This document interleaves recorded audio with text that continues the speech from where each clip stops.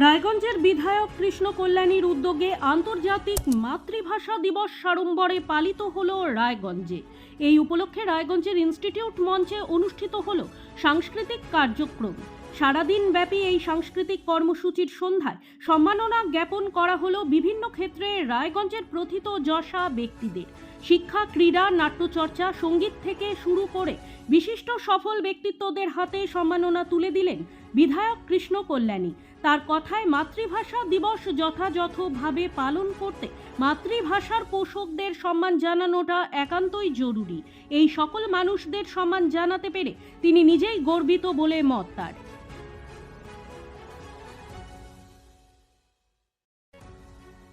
আজকে 21শে ফেব্রুয়ারি আন্তর্জাতিক ভাষা দিবস। আজকে দেশে বিদেশে বহু ভাষা লোককে অন্যান্য ভাষায় কথাবার্তা বলে, আর যে ভাষায় যিনি কথা বলেন সেটাই তার মাতৃভাষা। আর সেই আমাদের, যেমন আমরা বাংলায় বসবাস করি, তো আমাদের মাতৃভাষা বাংলা, আর সেই ভাষা নিয়ে আমরা গর্বিত। আর আজকে এখানে সাহিত্য জগতের অনেক বড় বড় সাহিত্যিকরা এসেছেন। আজকে এখানে সাহিত্য নিয়ে চর্চা হয়েছে। আমি মনে করি যত বেশি সাহিত্য নিয়ে চর্চা হবে তত বেশি আমরা আমাদের সংস্কৃতিকে জানব। আর নিশ্চিত আমি মনে করি ভারতবর্ষ কেন, বিশ্বের মধ্যে বাংলার সংস্কৃতি হচ্ছে সর্বশ্রেষ্ঠ সংস্কৃতি। আমাদের এই যে বাংলা ভাষাকে যে বিশ্বের দরবারে খ্যাতি অর্জন করে দিয়েছেন আমাদের যে বিশ্বকবি রবীন্দ্রনাথ ঠাকুর, কাজী নজরুল ইসলাম, মাইকেল মধুসূদন দত্ত, শরৎ চট্টোপাধ্যায়, বঙ্কিম চ্যাটার্জি, ইনাদের মধ্যে সুকান্ত ভট্টাচার্য, যারা বাংলা ভাষাকে বিশ্বের দরবারে পরিচিতি দিয়েছেন।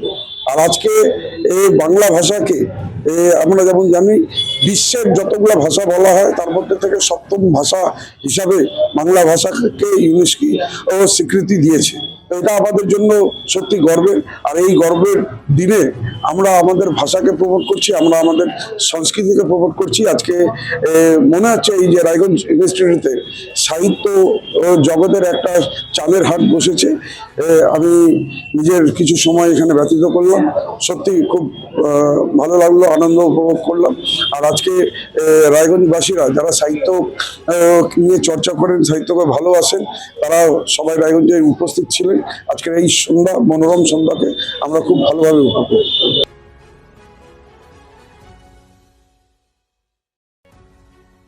আপনার পরিবারের সুস্বাস্থ্যের ঠিকানা স্পেকট্রাম হেলথকেয়ার ডায়াগনস্টিক্স।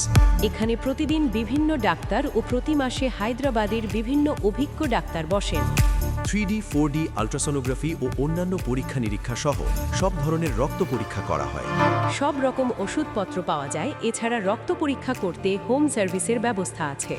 বিস্তারিত জানতে ফেসবুক ও ইনস্টাগ্রামে আমাদের পেজ ফলো করুন।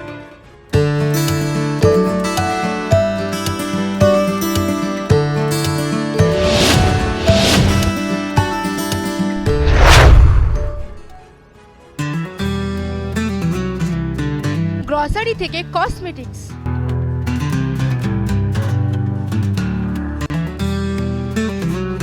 আপনার যে কোনো প্রয়োজনীয় জিনিস পেয়ে যাবেন একই ছাদের তলায়। আমাদের ঠিকানা LIC মোড়, রায়গঞ্জ, উত্তর দিনাজপুর।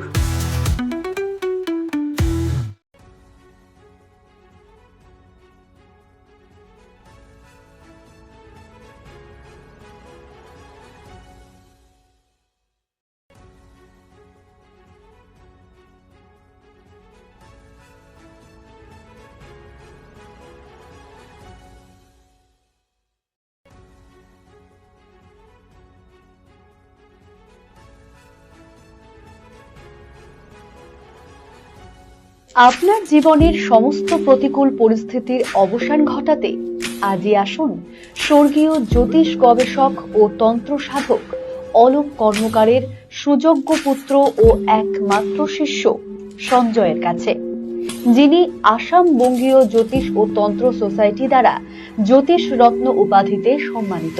তাই আজই আসুন বংশানুক্রমিক ও সুদক্ষ জ্যোতিষ প্রতিষ্ঠানে। Wait, so this was your wedding look. Oh my god, Tammy, you look pretty. Dhaka থেকে যখন আইছিলাম এ হগল আমার মা আমারে পরাইয়া দিছিল। It's so authentic, Tummy. I will go for this look. But what about my goina? সাদা রঙের রুমালটিতে গোলাপি রঙের কাজ, সব মিলিয়ে দারুণ হবে নতুন কনের সাজ। আমার গয়না আমার শ্রী ঢাকা জুয়েলার্স, আভিজাত্যের গয়না। ছোট ছোট অনুভূতি স্মৃতিগুলো থেকে যায় সব সময় আদরে। কুকু কুকু কিরে হলো? আসছি। লকডাউন সময় তো হয়ে এলো। কিছু স্মৃতির ভাজেই তোলা থাকে শুভারম্ভে প্রাপ্তি। 50 বছরের অভিজ্ঞতায় আগ্নেশ্বর জুয়েলার্স, নিখুঁত গয়নার কারিগরি। Agneshwar jewellers, NS road, Raiganj.